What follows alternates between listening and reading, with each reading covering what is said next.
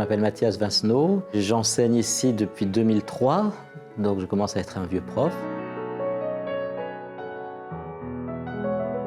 C'est d'essayer de montrer aux étudiants qu'on peut à un moment, et plus rapidement qu'on ne le croit, être assez indépendant. Indépendant dans l'expression, dans tout type d'expression, à l'oral, à l'écrit. On n'a pas besoin d'avoir un niveau C1 pour être capable d'être indépendant, de pouvoir comprendre. Dans l'enseignement, c'est ça ce qui m'intéresse, arriver à enlever un certain nombre de blocages, à leur enlever la peur qu'ils peuvent avoir de certaines parties de la langue et leur montrer qu'ils sont beaucoup plus capables qu'ils ne le pensent de marcher tout seuls.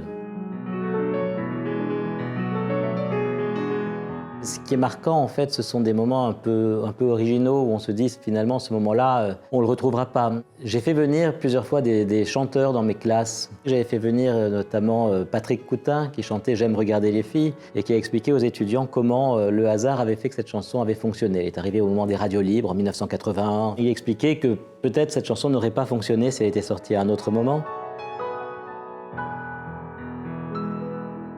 Quand c'est des niveaux A1 ou A2, je leur dis d'essayer d'aller lire des livres pour enfants, parce que souvent le vocabulaire est un peu moins élaboré. Voilà, ils aiment bien, ça les amuse. Et sinon, à partir du B1, et même pour certains A2, il y a des écrivains dont la langue est finalement assez simple, même si ce qui est écrit peut être profond, comme Modiano, Le Clésio. Chez les plus jeunes, quelqu'un comme Jérôme Attal aussi, qui écrit des livres tout à fait accessibles.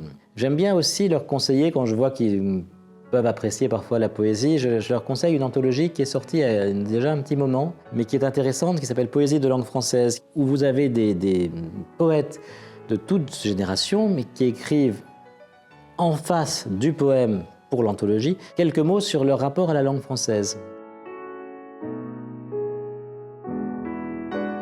Sur la manière dont on étudie la poésie, il y a une citation que j'aime beaucoup du poète Guy Vic. Les étudiants parfois se disent « mais comment je vais réussir à écrire de la poésie? Est-ce qu'il faut que je connaisse plein de règles, tout ?» Alors, Guy Vic disait « la poésie, c'est autre chose ».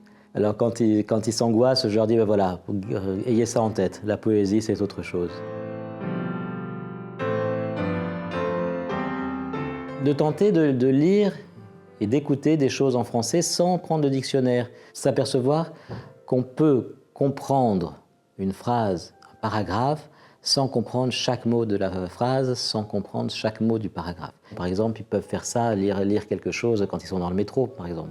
Ce serait ça le conseil. Vous êtes capable de comprendre si vous essayez de regarder ce qu'il y a autour et de déduire un peu. Après, il faut vérifier, évidemment, dans un certain nombre de cas, mais voilà, ne pas avoir peur de la langue.